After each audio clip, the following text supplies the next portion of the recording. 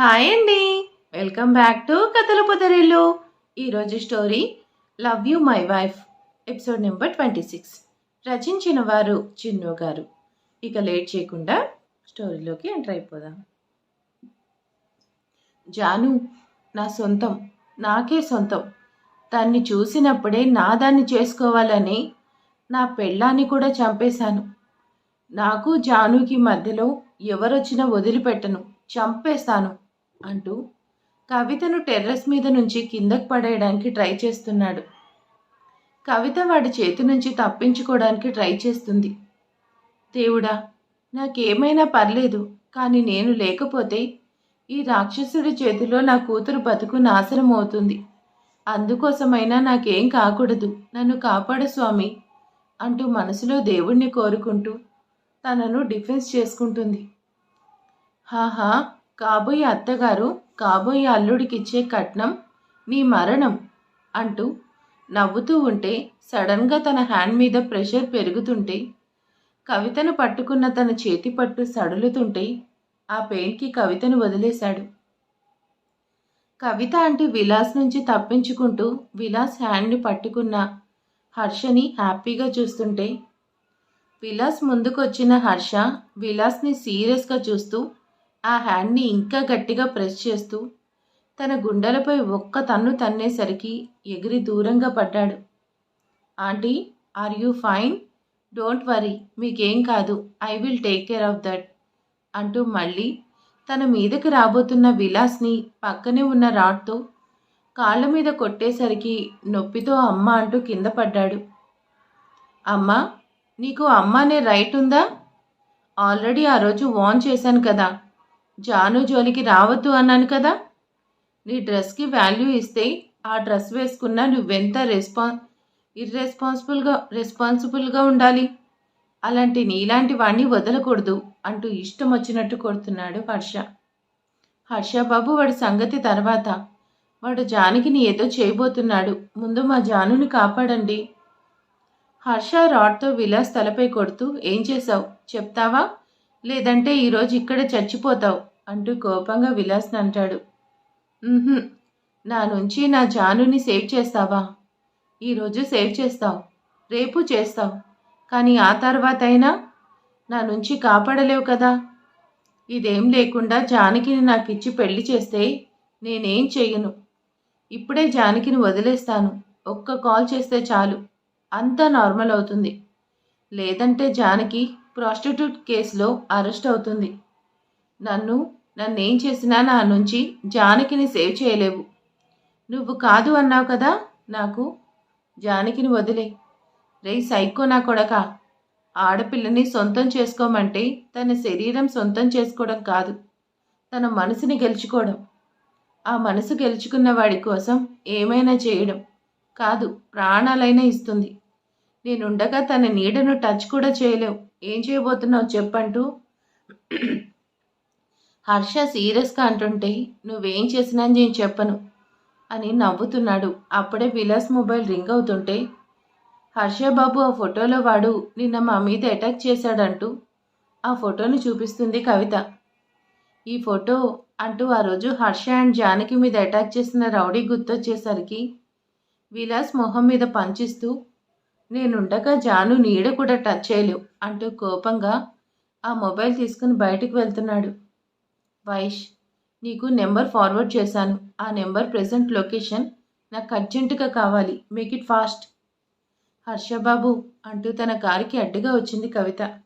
Aunty, you don't worry, జానుకి ఏం కాదు, ఏం కానివ్వను అంటూ జానకి నెంబర్కి ట్రై చేస్తున్నా కనెక్ట్ అవ్వకపోతుంటే కార్ స్టార్ట్ చేస్తూ, మీరు సేఫ్గా ఫ్లాట్కి వెళ్ళండి, నేను జానకిని తీసుకొస్తాను.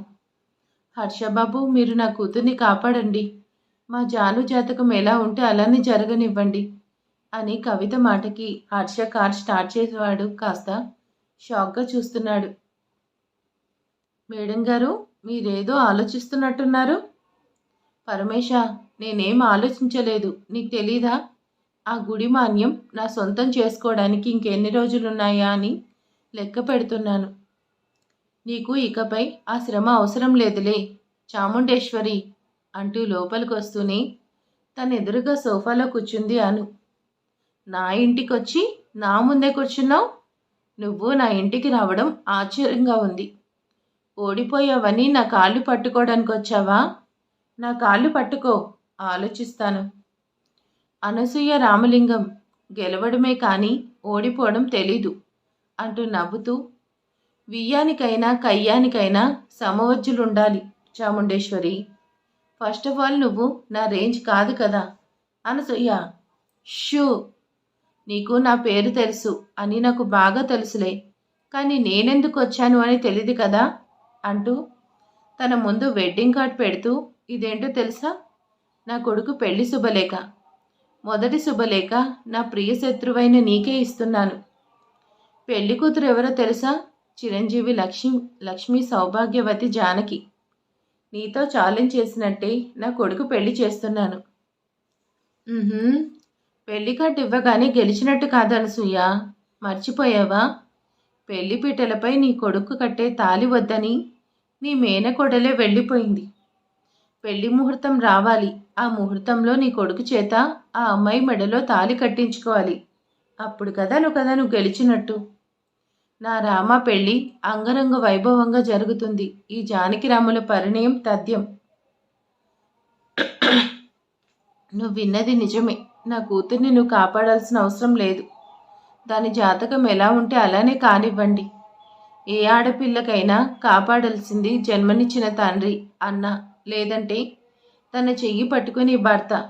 నువ్వే హక్కుతో జానకి కోసం వెళ్తున్నావు? ఈరోజు నువ్వున్నావు కాబట్టి కాపాడడానికి వెళ్తున్నావు, కానీ నా కూతురు పక్కన శాశ్వతంగా ఉండలేవు కదా. ఈ రాక్షసుడి బారి నుంచి ఈరోజు కాపాడినా రేపైనా వాడి చేతిలో బలి కావాల్సింది. అందుకే వాడు అడిగినట్టే మా జానకికి వాడితో పెళ్లి చేసేస్తాను. ఆ మొబైల్ ఇచ్చేయండి అంటూ హర్షని మొబైల్ అడుగుతుంది. ఆంటీ, మీరేం మాట్లాడుతున్నారు? వాడితో జానకి పెళ్ళేంటి? అసలు ఆ థాట్ ఎలా వస్తుంది? Are you crazy? తన లైఫ్ని నాశనం చేయాలనుకుంటున్నారా? నేను ఇంతకంటే ఇంకేం చేయాలి? జానకి కోసం కట్టుకున్న భార్యని చంపేశాడు. నన్నే చంపడానికి ట్రై చేశాడు. నాకేదో అవుతుందనే భయం లేదు, కానీ అనుక్షణం జానకిని వాడి నుంచి నేను కాపాడలేను కదా. అందుకే వాడి కోరినట్టే జానకి పెళ్లి వాడితో ఈ ముహూర్తానికే చేసేస్తాను. నాకు ఇంతకంటే వేరే ఆప్షన్ లేదు. ఆంటీ, వాడితో పెళ్లి చేస్తే ప్రాబ్లం సాల్వ్ అవుతుందా? లేదు, ఇంకా ప్రాబ్లం అవుతుంది. తన లైఫ్ని నాశనం చేసినట్టే అర్థమవుతుందా?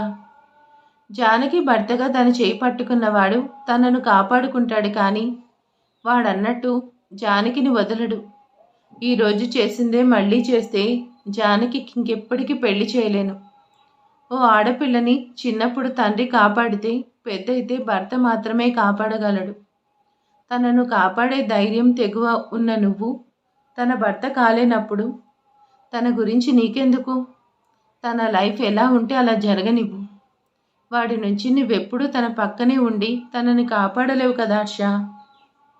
ఉంటాను, తన పక్కనే ఉంటాను. తన లైఫ్లో వాడి వల్ల తనకేం ప్రాబ్లం లేకుండా నేను కాపాడతాను. మీరు కోరుకున్నట్టే జానకిని పెళ్లి చేసుకుంటాను. హర్షబాబు, నిజం చెప్తున్నారా? లేదంటే జానకిని కాపాడడం కోసం అబద్ధం చెప్తున్నారా? హర్ష కవిత దగ్గరికి వచ్చి తనకు ప్రామిస్ చేస్తూ, నేను ఎప్పుడూ మామ్ మీద ప్రామిస్ చేసి అబద్ధం చెప్పాను. జానకిని పెళ్లి చేసుకుంటాను. తనకేం ప్రాబ్లం లేనంత వరకు నేను తన పక్కనే ఉంటాను. మీరు కోరుకున్నట్టే జానకికి భర్త అవుతాను. ఇప్పుడు నా భార్యను కాపాడుకోవడం నా బాధ్యతే కదా అంటూ హర్ష అనేసరికి, కవిత అంటే ధైర్యంగా హర్షకి అడ్డు తప్పుకునేసరికి హర్ష ఫాస్ట్గా జానకి కోసం వెళ్తున్నాడు.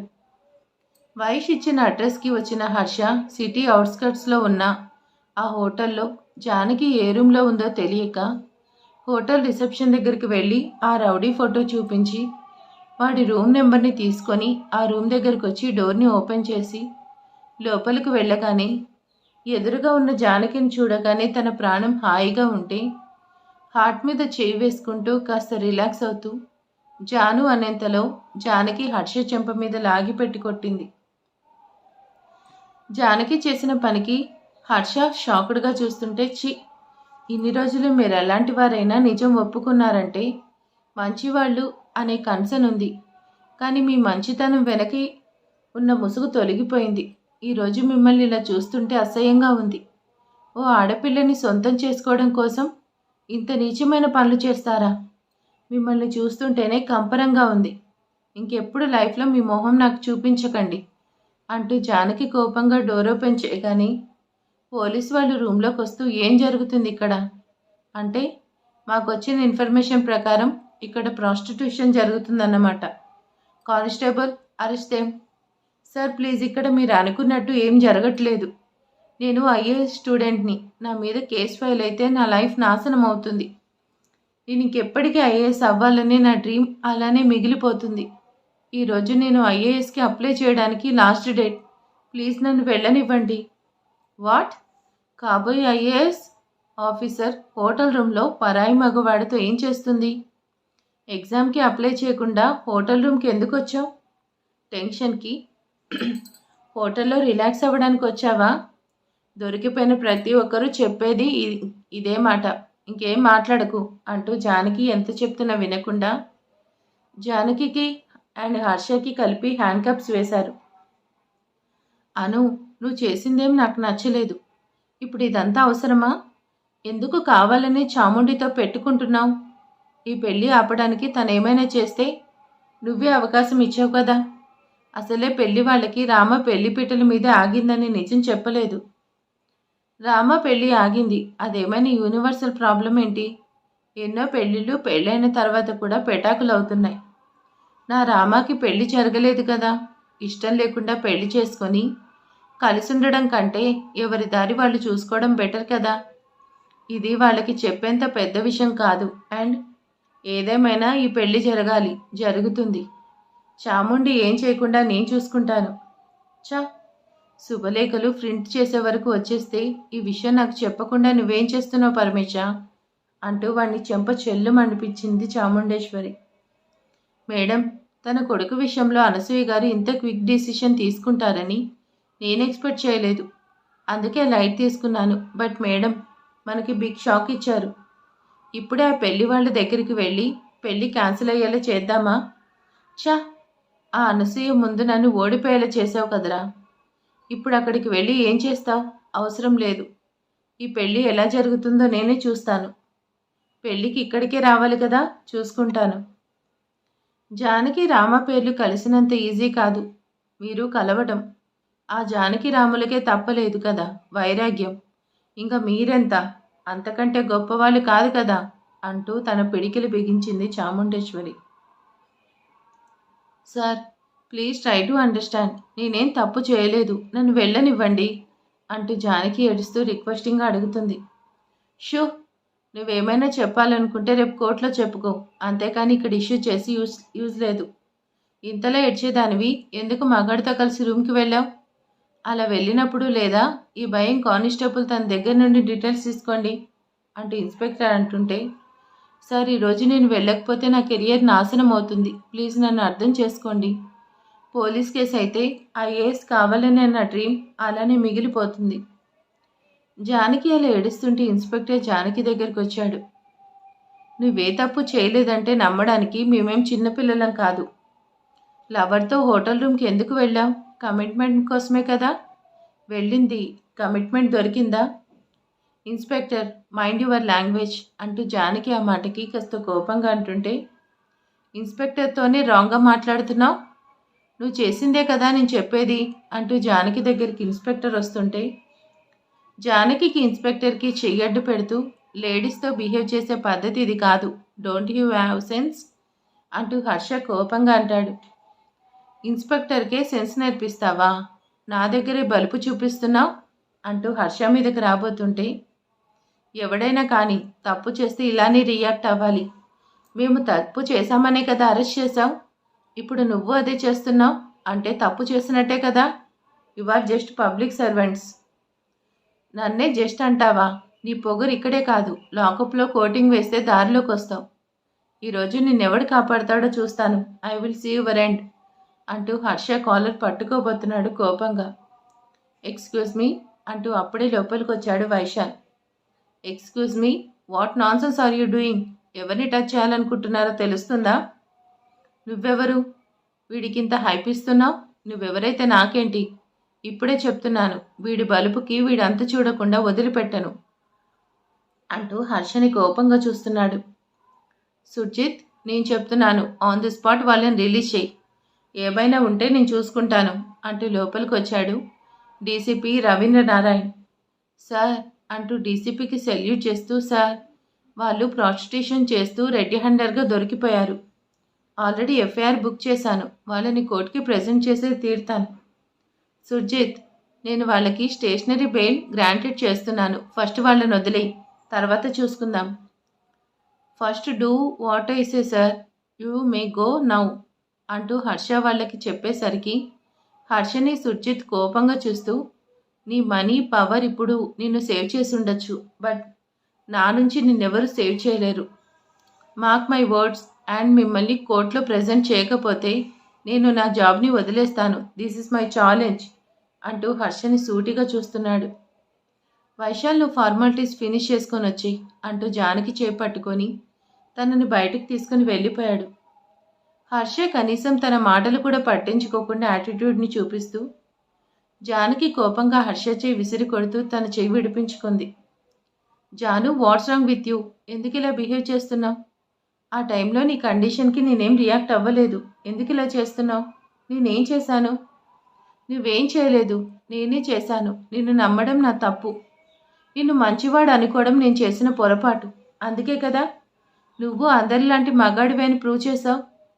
మిగతా వాళ్ళే నయం, వాళ్ళ ఇంటెన్షన్ క్లియర్గా చెప్తారు. నీలాగా మోసం చేయరు. నిన్ను నమ్మినందుకు లైఫ్లో మళ్ళీ ఎవరిని నమ్మకూడదని బుద్ధొచ్చేలా చేశావు. జాను, నేనేం చేశానో చెప్పకుండా నా మీదేంటి ఎలిగేషన్స్? అసలు నేనేం చేశాను? ఎందుకు ఇలా బిహేవ్ చేస్తున్నావు సడన్గా? ఏమైంది?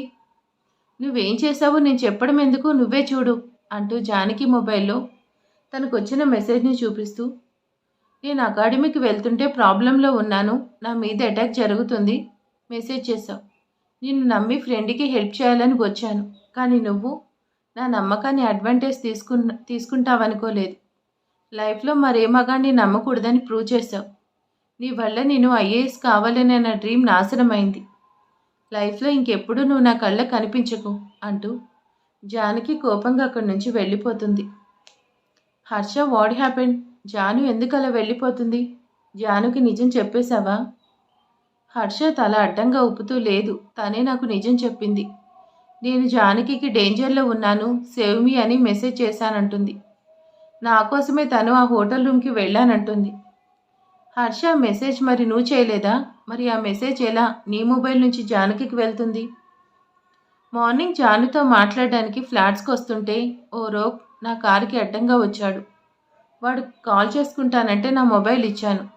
బట్ అదంతా కూడా ప్రీ ప్లాన్డ్ అని ఇప్పుడే అర్థమవుతుంది వైశాల్. హర్ష, ఇట్స్ క్లియర్, ఇదంతా కూడా ఈడియట్ విలాస్ గడే చేయించుంటాడు. జానకి అర్థమయ్యేలా చెప్పొచ్చు కదా. వైశాల్ అన్నదానికి హర్ష చిన్నగా నవ్వుతూ, కోపంలోనూ బాధలోనూ నిజాన్ని చూడలేం, ఎక్కువ రోజులు నిజాన్ని దాచలేం. Let's see for that moment అంటూ హర్ష దూరంగా వెళ్తున్న జానకిని చూస్తున్నాడు. కవిత గారు, నైట్ అయింది, మేము ఇంకా స్టార్ట్ అవుతాం. జానకి ఇవన్నీ మీరే ఇచ్చేయండి. అనసూయ గారు, మీరు కాసేపు వెయిట్ చేయండి, జానకి వచ్చేస్తుంది, వర్షం పడుతుంది కదా, అందుకే ఆగినట్టుంది. మీరు కాఫీ తీసుకోండి అంటూ అనసూయ ఆనంద్కి కాఫీ ఇచ్చి కవిత గారు జానకి కోసం బయటకు వచ్చారు.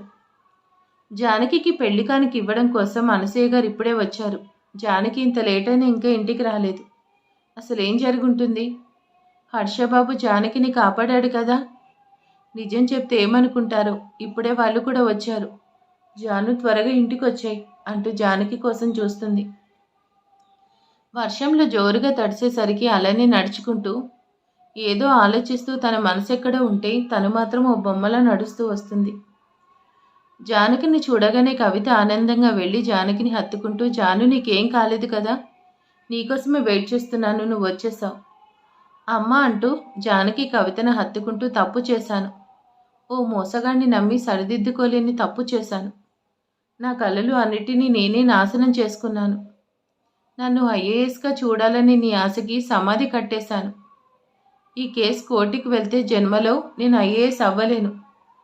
నీకు నిజం తెలిస్తే అనేసి మౌనంగా ఏడుస్తున్న తన కన్నీళ్లు ఆ వర్షం చినుకుల్లో కలిసిపోతున్నాయి.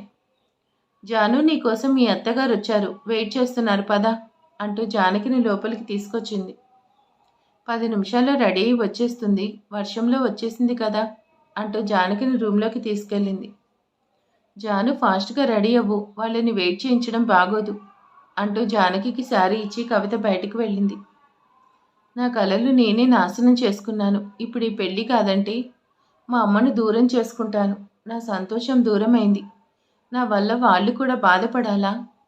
నా జీవితం నాకు నచ్చినట్టు బ్రతికే అవకాశం లేదు. కనీసం తనకి నచ్చినట్టు బ్రతికితే చాలు కదా. కళ్ళు మూసుకొని బ్రతికేస్తాను అనేసి భారంగా కళ్ళు మూసుకోగానే జానకి కన్నీళ్లు చెంపలు తాకాయి. జాను, నువ్వు ఇంకా రెడీ అవ్వలేదా? ఏం చేస్తున్నావు? ఈ కన్నీళ్ళేంటి? ఎందుకు ఏడుస్తున్నావు?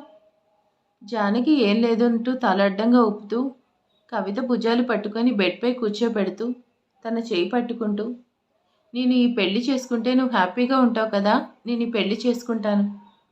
జాను, నువ్వు నిజంగా సంతోషంగా నీ మాట చెప్తున్నావా? నేను చాలా సంతోషంగా చెప్తున్నాను. నువ్వు చెప్పినట్టు ఈ పెళ్లి చేసుకుంటానంటూ కవిత చేతిలో చేయేసి మాటిస్తుంది జానకి. జాను, ఇది చాలు. ఇన్ని రోజులు నీకు ఇష్టం లేకపోయినా బలవంతంగా చేస్తున్నాను అనే బాధ ఉండేది, కానీ ఈరోజు అది కూడా లేకుండా చేశావు. ఈ పెళ్లి వల్ల నీకు మంచి జరుగుతుంది, నన్ను నమ్ము. జానకి, మీ అత్తగారు వెయిట్ చేస్తున్నారు పద అంటూ జానకిని రెడీ చేసి తీసుకెళ్ళింది. జాను, మీ అత్తయ్య మావయ్యకి నమస్కారం చెయ్యి అంటూ కవిత అనేసరికి జానకి అన్నట్టే వెళ్ళి అనసూయ ఆనంద కాళ్ళకి నమస్కారం చేసింది. ఈ రోజుతో నా ఆత్మాభిమానాన్ని పూర్తిగా చంపేసుకుంటున్నాను. జానకి, యాక్చువల్లీ ఎంగేజ్మెంట్లోనే నీకు ఇవన్నీ చేయాలి, కానీ అనుకోకుండా అలా జరిగింది, అందుకే ఇప్పుడు ఇస్తున్నాను అంటూ జానకికి తను తీసుకొచ్చిన కానుకలు ఇచ్చింది. కవిత గారు, పెళ్ళి మా ఊర్లోనే కాబట్టి వాళ్ళని పెళ్లి కొడుకు పెళ్లి కూతుర్ని కూడా అక్కడే చేయాలి. రేపే మన ఊరి ప్రయాణం, రెడీగా ఉండండి. జానకి పెళ్లిలో నువ్వు మా రామకి తగ్గట్టు అందంగా ఉండాలి అంటూ నవ్వుతూ చెప్పి అనసూయ వాళ్ళు రిటర్న్ అయ్యారు. జాను, నాకు చాలా రిలీఫ్గా ఉంది. నువ్వు పెళ్లికి ఒప్పుకున్నావు. నీకోసం హర్షబాబు వచ్చాడు కదా, ఏమైంది? అమ్మ, ఇంకెప్పుడు అతని పేరు కూడా నా ముందు మాట్లాడద్దు.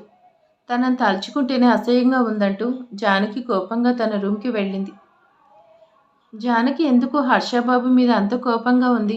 అసలు ఇక్కడ ఏం జరిగింది అనేసి కవిత జానకి వెళ్ళిన వైపే చూస్తుండిపోయింది. మరి కవిత హర్ష గురించి నిజం చెప్తుందా?